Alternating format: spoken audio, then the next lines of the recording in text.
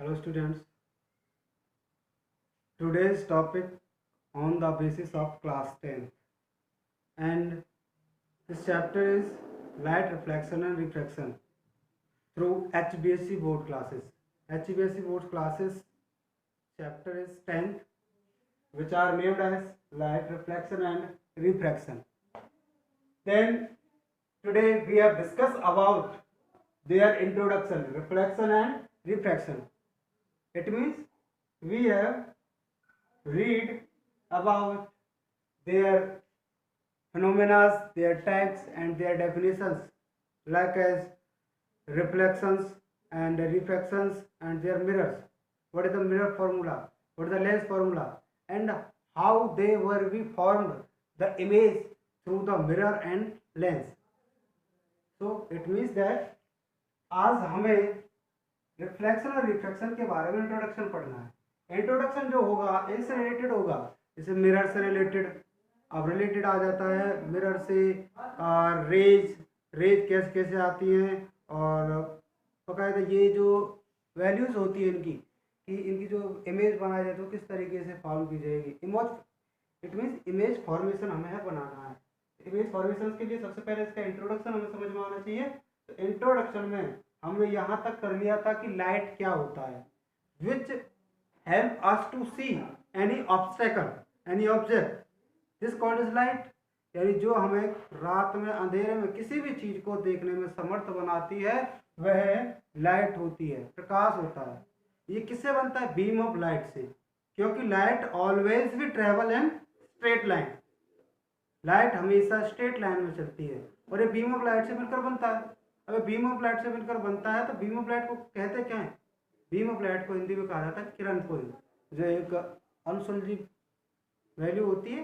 But ये हमें समझना होगा कि बीम ऑफ लाइट तो हमने पढ़ लिया क्या होता है, लेकिन ये बनता किससे है, कैसे बीम ऑफ लाइट हमने इसे नाम दिया। तो कहने का मतलब ये है कि लाइट बीम ऑफ लाइट पर डिपेंड करती है, बीम ऑफ लाइट डिपेंड करती है ग्रुप ऑफ रेज पर। अगर रेज नहीं होंगे तो बीम ऑफ लाइट क्रिएट नहीं होगा, और बीम ऑफ लाइट क्रिएट नहीं होगी तो लाइट भी क्रिएट नहीं हो सकती। लाइट से रिलेटेड हमने पैरेलल रेज पढ़ी, क्योंकि जो भी रेज होती है वो पैरेलल डायरेक्शन में जाती है हमेशा। फिर इसके बाद हमने कन्वर्जेंट रेज और डाइवर्जेंट रेज। कन्वर्जेंट रेज बोलते अभिसारी किरणें। इट मीन्स जो किरणें एक ही बिंदु पर आके मिलती हुई प्रतीत होती हैं, ऐसी किरणें, ऐसी रेज जो हमें एक ही पॉइंट पर आके मिलती हैं। दिस पॉइंट इज कॉल्ड, ये हमारा पॉइंट है, इस पॉइंट पर आके मिलती है। इस पॉइंट पर जितनी भी किरणें होती है, जितनी भी रेज होंगी वो आके मिल जाती हैं। तो क्या कहेंगे? The rays which are appearing to meet a point is called convergent rays. यानी ऐसी किरणें जो हमें एक पॉइंट पर मिलती हुई प्रतीत होती है, यानी एक पॉइंट पर मिलती हुई दिखाई देती होगी। अब इसमें अगर हम देखें तो इसमें हम स्फीयर के बारे में बात कर सकते हैं। स्फीयर क्या, ये एक सेंटर पॉइंट हो जाएगा। अगर इसमें एक सर्कल बना देते हैं तो उससे कोई फर्क नहीं, लेकिन ये बताता है कि कन्वर्जेंट रेज हमेशा एक पॉइंट पर ही आके मिलेगा, चाहे जहां से भी हमारी रेज क्रिएट होती हैं, लेकिन वो एक पॉइंट पर अगर जाके मिलती हैं, that rays is called convergent rays, Hindi में अभिसारी किरणें। अब दूसरा जो डेफिनेशन इसकी है डाइवर्जेंट रेज। ये बिल्कुल कन्वर्जेंट रेज के अपोजिट होते हैं, तो हम इतना भी लिख सकते हैं divergent rays is opposite to the convergent rays. It means कि जब कन्वर्जेंट एक पॉइंट पर आके मिलती है, वहीं डाइवर्जेंट एक पॉइंट से चारों तरफ फैलती हुई दिखाई देती है। यानी ये तो एक पॉइंट पर आके मिलती है, जबकि ये एक पॉइंट से चारों तरफ निकलती है, दूर निकल जाती है। ऐसे पॉइंट को हम डाइवर्जेंट रेज कहते हैं। तो हिंदी में क्या कहा जाता है? अपसारी किरणें। हिंदी में इसका पूरा विवरण हम बता सकते हैं कि ऐसी किरणें जो हमें एक पॉइंट से चारों तरफ फैलती हुई दिखाई देती है, ऐसी किरणें जो हमें एक पॉइंट से चारों तरफ फैलती हुई प्रतीत होती है, दिखाई देती है, उसे हम अपसारी किरणें कहते हैं। उन्हें हम अपसारी किरणें कहते हैं। यहाँ तक आपका इंट्रोडक्शन था। इससे आगे इंट्रोडक्शन में आगे हमारा एक चैप्टर चलेगा, इसी से रिलेटेड जो मेन जो टॉपिक है मिरर और लेंस। लेकिन ये मिरर और लेंस जब समझ में आते हैं यहाँ, इसके बाद में हमारे कुछ डेफिनेशंस हैं जो कि इमेज किस तरीके से बनाई जाती है किस तरीके से नहीं, वो हम उसके बारे में पढ़ना होगा। लेकिन उससे पहले हम एक चीज़ जान लेते हैं कि स्फेरिकल मिरर होता क्या है। स्फेरिकल मिरर एक गोले का कटा हुआ भाग दिखाई देता है, सूरज या चांद जैसा एक कटा हुआ भाग दिखाई देता है, आधा कटा हुआ भाग। तो it is appearing as half sphere of sun, या हाफ स्पेयर, खाली इतना भी हम लिख सकते हैं। ये दो प्रकार का होता है। अब इसकी मैं एक वो बना देता हूँ, इस तरीके का हुआ, मान लीजिए गोला होता है इस तरह, इसका हाफ स्पेयर ऐसे बढ़ा दिया, तो ये क्या बन गया, ये बन जाता है हमारा sphere, spherical mirror, spherical mirror बन जाता है, यानी ये आधा कटा हुआ भाग हमें दिखाई देता है। अब यहाँ ये जो स्फेरिकल मिरर होता है दो टाइप्स का होता है। These are first as concave mirror and second as convex mirror. Concave को कहा जाता है अवतल दर्पण, अवतल दर्पण, अवतल दर्पण।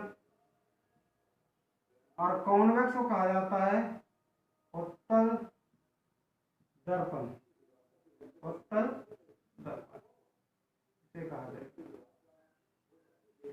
कॉनकेव इज अवतल दर्पण एंड कॉन्वेक्स इज उत्तल दर्पण। कॉनकेव मिरर में क्या कहा जाएगा, द मिरर इन विच, इससे पहले हम एक चीज समझ लेते हैं कि कॉनकेव मिरर में ये डेफिनेशन समझने से पहले कॉनकेव मिरर की शेप, वो शेप उस डेफिनेशन से समझ में आएगी। तो पहले यहाँ देख लेते हैं, ये मान लीजिए कॉनकेव मिरर की शेप है, ये कॉनकेव मिरर की शेप है, ये कॉनकेव कॉन्वेक्स मिरर की शेप है। तो इस शेप में, दोनों शेप में क्या होता है, इन दोनों शेप्स में एक कंडीशन आती है, ये दोनों जो होंगे इसमें इधर से जो मोड़ा हुआ है ये अंदर वाला जो भाग हुआ ये क्या हो जाएगा, इनसाइड। क्यों कह रहा हूँ इनसाइड, क्योंकि एक मिरर इधर से लगा दो और एक मिरर इधर से लगा दो, क्या बन गया, स्फेरिकल मिरर बन जाएगा ना। इसे यहाँ उठा के यहाँ ला देते हैं और इसे इस तरीके से टच कर दें तो ये क्या बन जाएगा, स्फेरिकल मिरर। और यहाँ जो पॉइंट है वो क्या होगा, सेंटर पॉइंट। तो मिरर के अंदर हुआ नहीं हुआ, अंदर होगा, तो that this part is inside part of the mirror, यानी यह पार्ट मिरर का अंदर का भाग होगा, इनसाइड पार्ट बोलते हैं इसे। और ये जो पीछे का होगा इसे आउटवर्ड बोलते हैं, आउटसाइड पार्ट। अब ये चाहे मिरर ऐसे लगा हो चाहे ऐसे लगा हो, तो जरूर थोड़ी मिरर इस पोजीशन में होगा, मिरर इस पोजीशन में हो सकता है, इस पोजीशन में हो सकता है। इस पोजीशन में अब ये यहाँ से मुड़ा हुआ तो ये इनसाइड और ये आउटवर्ड। कॉन्वेक्स उल्टा होता है, कॉन्वेक्स में देखो इनसाइड वही होगा और आउटसाइड वही होगा, जो अंदर से मुड़ा हुआ है। लेकिन इनमें फर्क होता है, पहचानेंगे कैसे, देखो कॉनकेव मिरर की बात करते थे, the mirror in which reflecting surface inside and curve surface outward is called concave mirror. यानी ऐसा मिरर जिसमें रिफ्लेक्टिंग सरफेस तो अंदर की तरफ हो और कर्व्ड सरफेस बाहर की तरफ हो, उसे कॉनकेव मिरर कहते हैं। तो ये था। अब इसमें रिफ्लेक्टिंग सरफेस इनसाइड, आंतरिक भाग ये, अंदर का भाग ये है, तो इसमें रिफ्लेक्टिंग सरफेस हो जाएगा, बाहर का भाग ये है, तो ये कर्व सरफेस हो जाता है। अब यहाँ कर्व सरफेस की बात आती है, कर्व सरफेस होता है जैसे दर्पण होता है, शीशा होता है मिरर, तो एक भाग जहाँ से हम देख रहे होते हैं, दूसरा भाग वो पॉलिश सरफेस होता है, दूसरी तरफ से बंद होता है। तो जो पॉलिश सरफेस होता है उसे हम कर्व सरफेस बोलते हैं।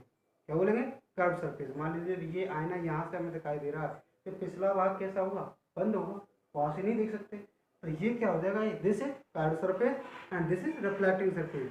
क्योंकि अगर हम यहाँ लाइट डालते हैं, अगर हम ये लाइट डालते हैं, इंसिडेंट करते हैं, तो यहाँ से लाइट टकरा के इधर उधर निकल जाती है, यहाँ से लाइट टकरा के इधर उधर निकल जाती है, तो वो चीज़ हमें जाननी होगी। तो जहाँ लाइट टकरा के इधर उधर जा रही है, यहाँ जहाँ लाइट जा सकती है, जहाँ हमें दिखाई दे सकता है, इमेज दिखाई दे सकती है, that is reflecting surface. Reflecting surface होगी जहाँ से टकरा के जाए, यहाँ से नहीं जा सकती तो यहाँ कर्व सरफेस हो गया। इसमें कर्व सरफेस, और कर्व सरफेस का सिंबल ये लगाया जाता है, ये छायांकित भाग बोलते हैं ना, छायांकित भाग, और ये परादर्शक भाग, परावर्तक भाग बोलते हैं। इसमें ये कर्व सरफेस हो गया, तो यहाँ नहीं, इसमें कहाँ रखी जाएगी लाइट, इधर, क्योंकि रिफ्लेक्टिंग सरफेस ये है, अपोजिट है इसका। यहाँ रिफ्लेक्टिंग सरफेस इनसाइड है और कर्व सरफेस आउटवर्ड है, इसमें रिफ्लेक्टिंग सरफेस आउटवर्ड है, curve surface is inward, convex में। तो दोनों में यही डिफरेंस होता है। दोनों के डिफरेंस को समझने के लिए हमें कुछ डेफिनेशंस पढ़नी होंगी, जिन्हें हम क्लियर बखूबी अच्छी तरीके से समझ सकें। That definition is called principal axis, pole, principal focus, etc. So I hope you better understand the spherical mirror and their types, concave mirror and convex mirror.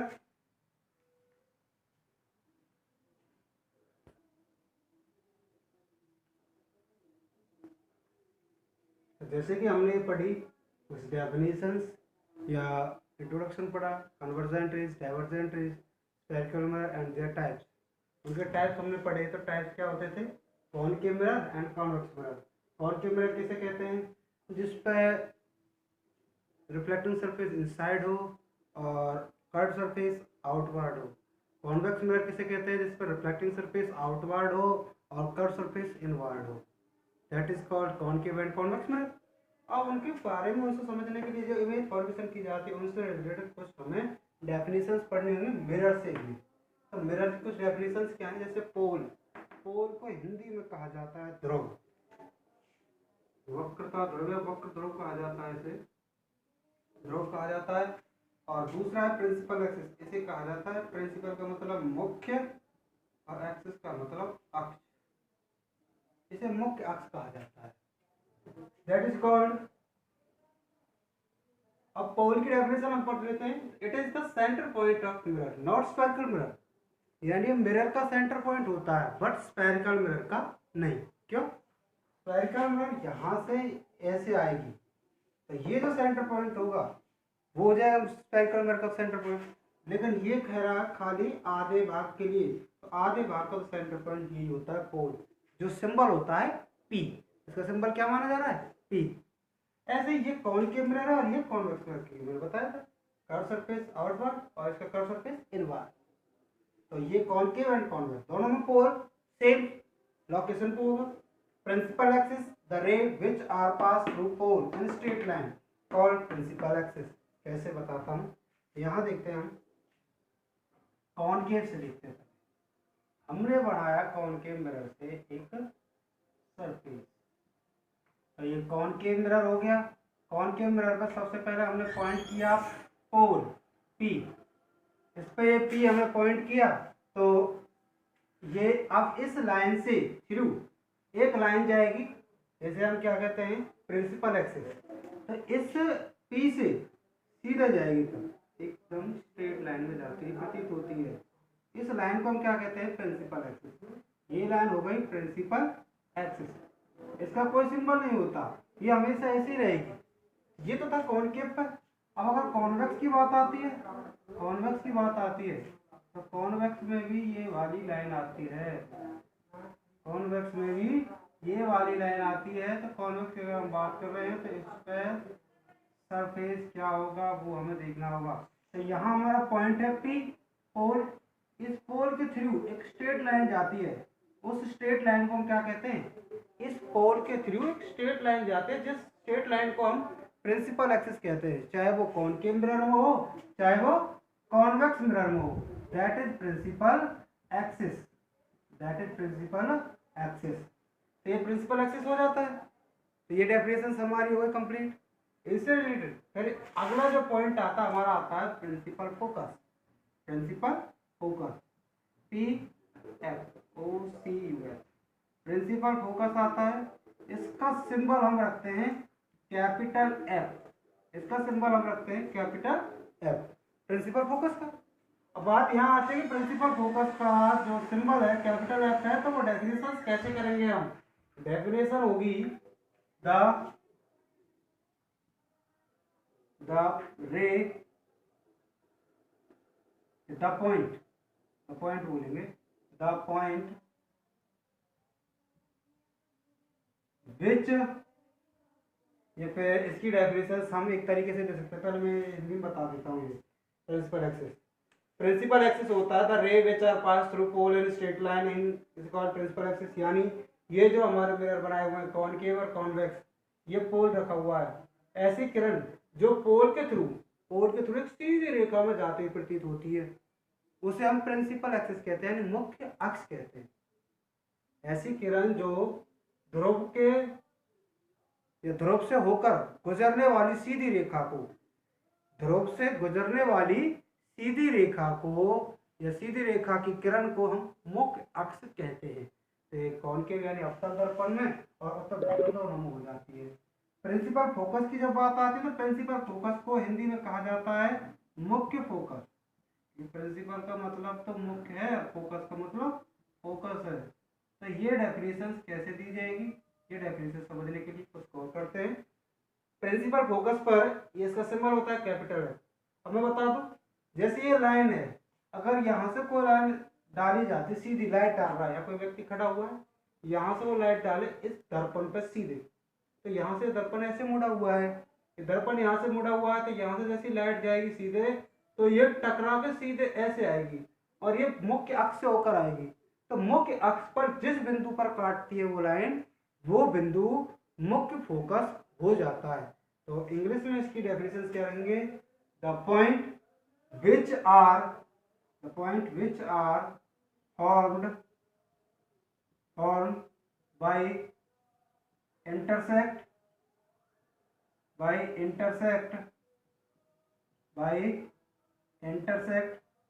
after the reflection, after the reflected ray at principal axis